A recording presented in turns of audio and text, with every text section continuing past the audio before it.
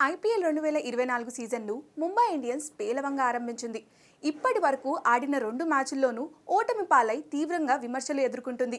Sun Risers హైదరాబాద్తో జరిగిన చివరి మ్యాచ్లో అయితే ముంబై దారుణ ప్రదర్శన కనబరిచింది. ఈ మ్యాచ్లో ఎస్ఆర్హెచ్ ఏకంగా 277 పరుగులు రికార్డ్ స్కోర్ సాధించింది. ముంబై ఓటములకు ఆ జట్టు కెప్టెన్ హార్దిక్ పాండ్యా కూడా ఓ కారణంగా చెప్పుకోవచ్చు.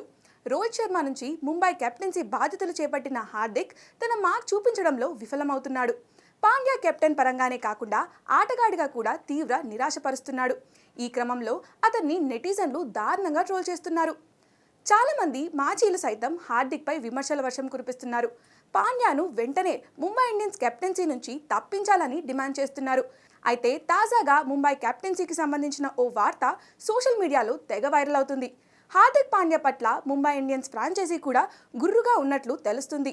ఈ క్రమంలో అతన్ని తమ జట్టు పగ్గాల నుంచి తప్పించే ఆలోచనలో ముంబై ఫ్రాంచైజీ ఉన్నట్లు వినికిడి.